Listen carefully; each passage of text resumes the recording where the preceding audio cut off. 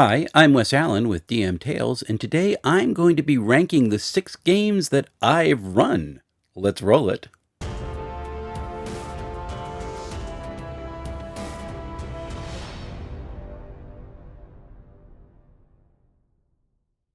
Okay, so a little bit about this list. This is only for games that I have run. So if I've not personally run the game, it's not going to appear in this list. That includes a bunch of games that I have reviewed.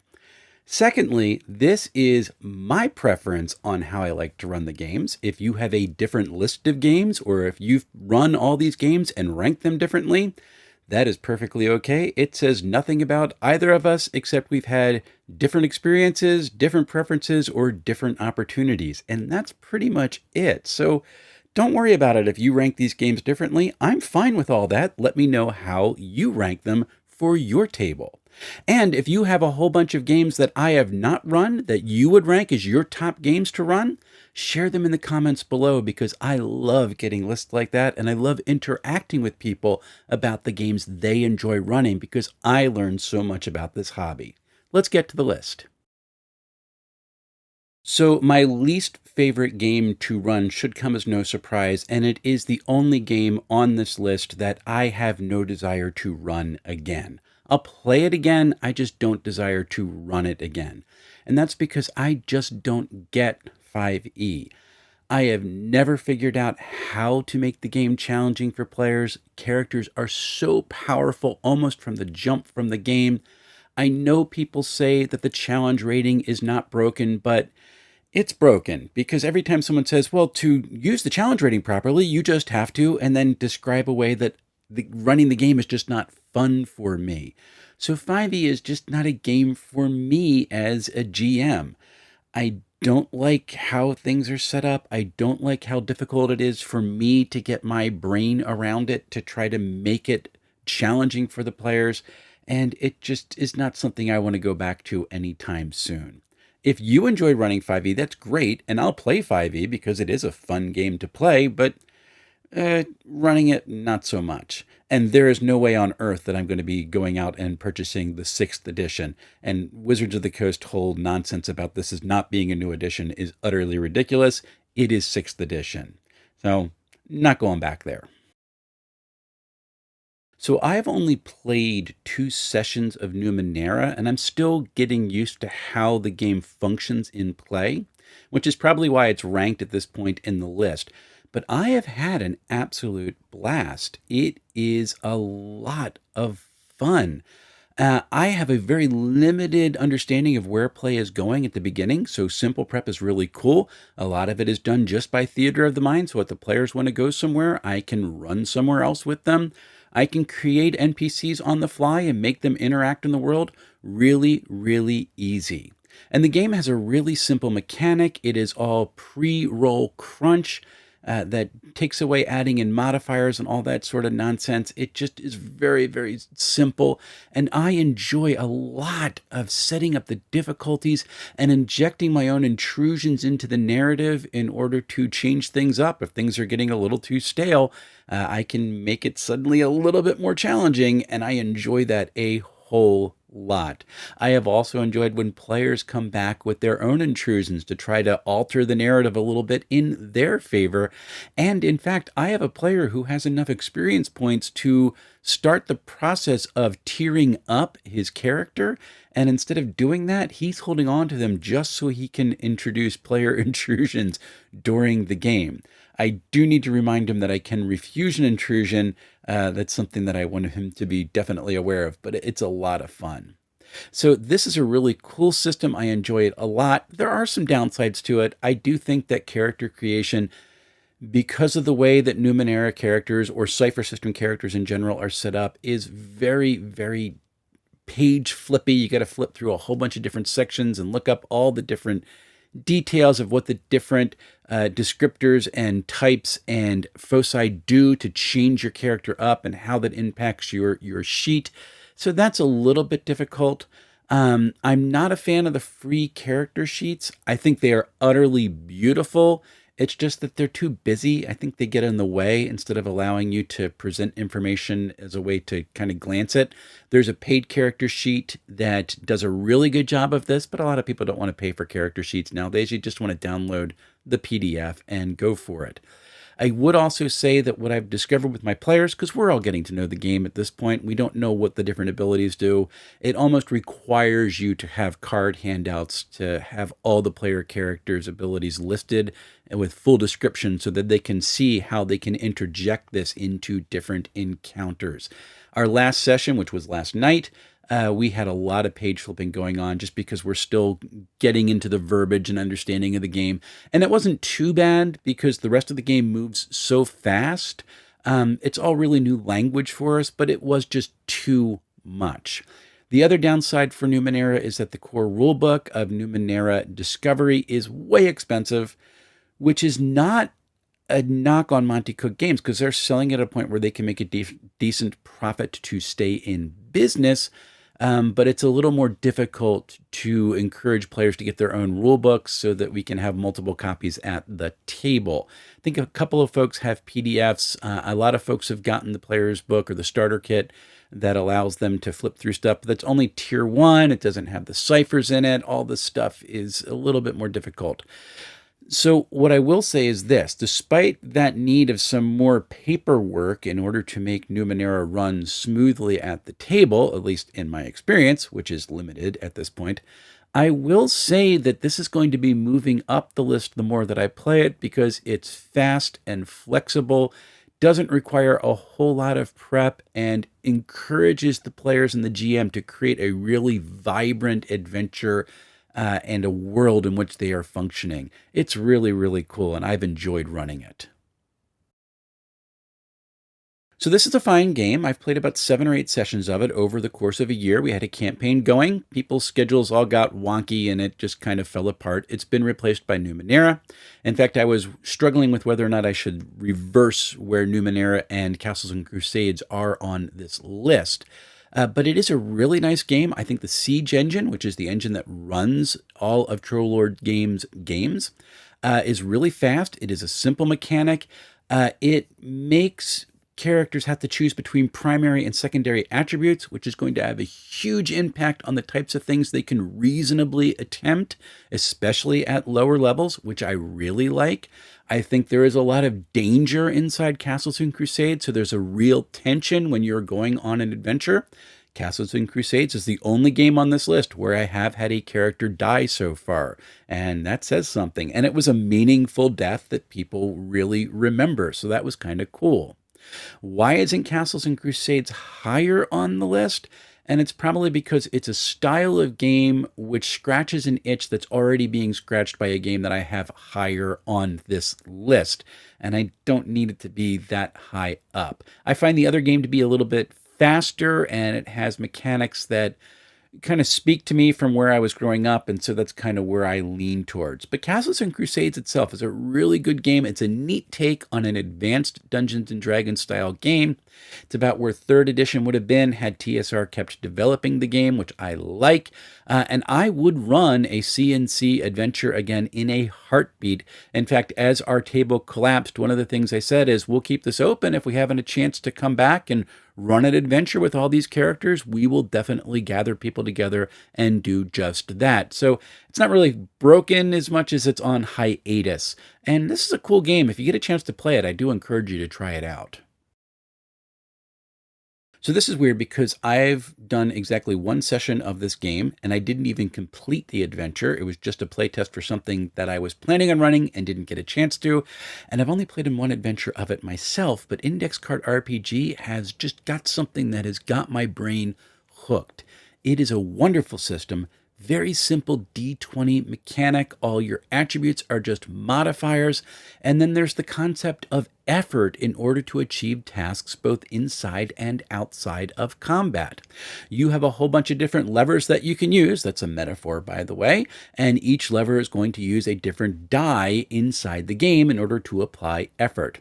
So if you're trying to get into a door and you have a crowbar or a lockpick set, that is going to roll a D6 of effort in order to to try to get through that door. If you're firing a gun as an attack, that's going to give you a D8 to use. If you are unleashing magic or an energy weapon, that will allow you to roll a D10. And if you ever roll max effort on any of your die, you get to pick up that chunky D12 and roll ultimate effort in order to add that to your attack or your effort attempt. It's just really simple and fast and fun. Every scene has a target number, and that is the target that all the characters have to beat in order to succeed in any task in that scene. I love it. Health is also really simplified. It's measured in hearts. Each heart is just 10 effort. And that's a very simple way to create a creature that has more or less strength. Give it another heart. It's going to be tougher to bring it down. Speaking of creating creatures, it is really simple. It opens the door for huge creativity without having to worry about a whole bunch of different fiddly bits. And the presentation of the book itself is really, really cool. I love the heavy ink styling for everything. It's just a pleasure to flip through and read. It's high contrast, really stylistic, and there's just an amazing amount of information in the Index Card RPG Masters Edition. I love it a lot. In addition to all this, there is a fantastic Foundry VTT implementation of Index Card RPG, and you can purchase the Masters Edition to bring into your system as compendium so you don't have to worry about filling all that stuff out yourself. Everything about this game is really cool, and this is a game that if I go to bring a game to PAX U this year in December and just sit down at one of the open play tables looking for players, this adventure is what I'm going to bring because I really enjoyed my time playing the game, running the one session, and developing the adventure for it. There's a lot going for ICRPG. Ever have a chance to sit down and play this game or have a chance to pick up the book for yourself, this is one I highly recommend. So this is a game where Castles and Crusades could appear on this list, but this just scratches my itch a little bit better. I have been playing Basic Fantasy RPG for about 2.5 years. It has been a fun table. This is the first game other than 5e that I ran after getting back into the hobby. It is also the first game that I purchased other than 5e before getting back into the hobby. It is, in fact, the first physical book that I purchased after getting back into the TTRPG hobby because all my initial 5e books were gotten on D&D Beyond. So this is something that is really dear to my heart. It also happens to be the first game that I reviewed on this channel. So it's very, very dear to me. And I love this game. First, it's free to download. It is way inexpensive to buy. You can get a paperback book of the 4th edition for under $10 on Amazon at this point. It is an open source project with huge community support, so there are a ton of supplements that you can download on the Basic Fantasy website. If you want to expand your game a little bit, there's a whole bunch of stuff that you can get there. It was also the first game to announce that it was shifting to a Creative Commons license after Wizards of the Coast tried to pull their whole open gaming license shoot the moon strategy back in last January in 2024. The community just exploded with support, and the 4th edition came out in May of 2023 with more monsters, with cleaned up language. The OGL is gone. There is a ton more donated artwork. There's so much about the Basic Fantasy RPG community that is a strength.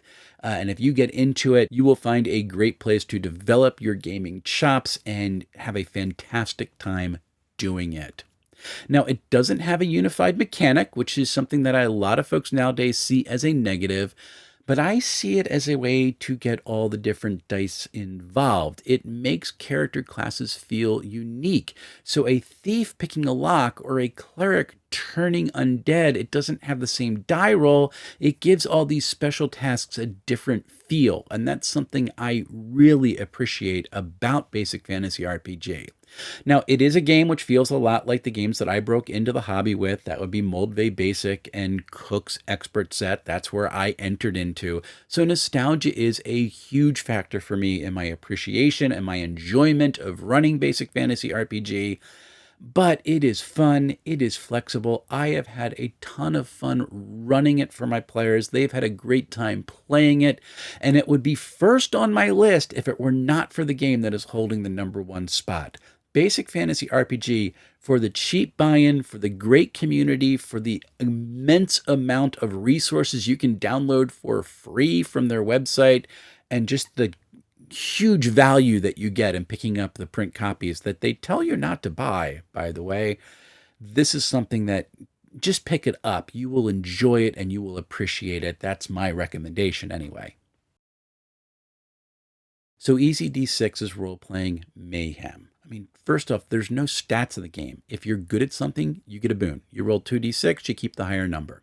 If you're bad at something, you get a bane. You roll 2d6, you keep the lower number. There's just no math in this game, and it can be deadly. Everything in it is done via a d6. You just go raid one of your board games and you're ready to go. You roll over to beat the target or meet the target number and you succeed. If you fail at a roll, well, you can spend your karma points in order to raise your number so you can get a success. Or you can fail and get karma so you can spend that later. So it's a lot of fun that way. A 1 is an automatic failure, can't spend karma to re-roll it. A 6 is a potential crit in a combat situation. The die explodes, which is just the greatest term of all time. And then you get to roll again. If you get another 6, well, you get to roll again and you keep doing damage every time you roll a 6, and you can spend your karma to get those 6s. And people cheer when crit chains just begin happening. They also cringe when creatures begin to get crit chains because you only have 3 strikes and then you're out in this game, and that's pretty wild. This is really nice. This is a game that newcomers can pick up in minutes. Experienced players can be set free to do just about anything because there's no spell list in this game. You just have different magical schools that you can work in, and you describe what you want to do. And this depends on players and GM having a good vibe in order to stretch the magic as far as it can go and have really cool wonky impacts in the game. It is wild. Miracles likewise are really hard because the gods are aloof, but when they succeed, you can do some pretty cool stuff. I have run 3 one-shots of Easy D6, and it has been a blast for all 3 of them. I've had new players who have never played at a table before have a wonderful time, and I do think this may be the perfect one-shot game that has ever been developed, and it's continuing to come out with releases. There's going to be some stuff on how to do more campaign style play if you want to do a longer term campaign, which people are already doing. They're just hacking in ways to level up their characters in a game that has literally no math. This is really, really cool. If you get a chance to play it, play it. If you want to pick it up, it's not that expensive. I think it's under $30 on DriveThruRPG. Just so much fun, so much mayhem, and it's so fast. It's a great game. Okay, so coming up, yes, I am still reading The Strange.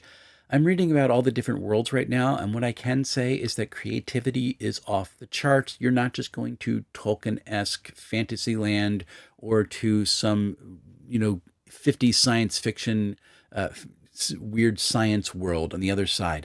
It is its own vibe. It's its own feel. They created an incredible backstory for both of these worlds. It's really wild. And it's so interesting that I am getting frustrated that I've not had a chance to bring it to the channel yet. I am working on it. I'm just about a little over halfway through this game, and it's really cool. And it's got my imagination completely sparked. So that's saying something. It's going to be a fun book to review. You have some other books in the queue as well, some other games in the queue as well. Dark Places and Demogorgons for Old School Essentials did get shipped last month, and it's sitting on my shelf waiting for me to go through it. I've paged through the book. Layout is beautiful. I love the way that they have adapted the game for Old School Essentials. It's really, really cool. This might be something that I'm going to be running at some point as a one-shot, maybe for next Halloween. We'll see how it goes. Also have a game on my shelf that someone sent me called Adventurous by Sebastian Grabney. I think that's how you pronounce your name, Sebastian. I'm sorry if I got it missed. This is a rules-light game. It's all 2d6. I haven't had a chance to go into it totally in depth yet. One of the interesting things is that he grabbed all the artwork for the game off of free artwork sites. I don't think there's any AI involved, at least I hope not, because I'm not a fan of that. Will not review books that have AI art in them if I know about it. But I just think he got it all from like Pixels and Pixabay and all these places and has applied them into the book in a way that they all look like they belong together. It's a really fascinating design. It was a great way for him to go about it, and has a page on his website on how the image credits all work. So really, really well done as far as that is concerned. I'm looking forward to getting into that. Shouldn't be too hard to read and get through. Beautiful layout, and it should be a lot of fun. I also must, because I know people are waiting for it, get to my Forbidden Lands review, which means I need to reread the book because I read it last February and never got to the review for some reason. So that's sitting there. It's sitting on my shelf over here because I need to remember to read it. Scum and Villainy is right next to it. That's going to be pushed back down the queue a little bit. And the Marvel Multiverse game has not been opened yet. I've not read a single page of that and have barely flipped through it. I need to get that. There are so many games. There's too many games. Not really, but there are so many games. And to add to all this, Shadow Dark is going to ship this month, and that's going to jump into my queue as well. So this is going to be a busy, busy time. I have so much material to go through. I am so excited to get into it and share it all with all of you. And speaking of Shadow Dark, I am going to have Kelsey Dion on the channel on November 13th at noon Eastern for skipping lunch. This is something I have wanted to set up for a while. Kelsey's finally got some free time with all the explosion of tasks that she's had with this Kickstarter, and I am really, really excited to chat with her. She is a fantastic, fantastic developer, great teacher, wonderful presenter, and you can tell I'm fanboying just a little bit, but this is going to be fun, and I'm really excited about it. Also coming up, I've got a couple of conventions that I'm going to. As I mentioned earlier, I will be at PAX Unplugged in December. I'll be there Friday and Saturday. I am a little busy on Sundays. If you know what my day job is, you realize that. And I'm hoping to wrestle my way into a Dragonbane table while I am there, because Mr. Dragonbane is going to be running games. I might go in and just grab someone and be like, no, I'm sitting here. I won't actually do that, but I'm tempted to. I'm also going to be talking to some other game developers on the show floor at the different booths. I had a lot of fun doing that last year. I met some fantastic people, and I may snag an interview or two to go up into the media room and chat with some folks if I bump into people while I am there. As I already said, I'm leaning on bringing my index card RPG one-shot to the convention so I can sit down at the open play tables and just play with some folks. That should be a lot of fun. And then on January 6th, I am going to go to my first gaming convention as a player. No media presence involved. I'm going to be at the Philadelphia Area Greater Gaming Expo on January 6th, as I said. I'm going to get to play a Dungeon Crawl Classics character funnel, which is something I've wanted to do since I read that book a couple years ago. You play a whole bunch of zero-level characters at once who are just like bakers and shepherds and farmers, and whoever survives, they get to become actual characters. That's going to be an enjoyable time. And then in the afternoon that day, I'm going to get to sit down and play a BX game. So a lot of nostalgia for me. I'm really excited about it. If I can convince myself to stay later, because I do have to work the next day, maybe I'll try to play Aliens in the evening. We'll see how that works out. But that's what I got coming up. I'm excited to be going to these conventions. I'm excited about interviews and all the books that I have to read for you. This should be a great time for the channel, and I am grateful for all of you who have been on this ride. If you like this sort of content and you haven't subscribed yet, I do encourage you to do so. It keeps you up to date with all that I am doing, and it really is an enjoyable time for me to interact with all the viewers of the channel. Until we see each other again, folks, happy playing, everyone.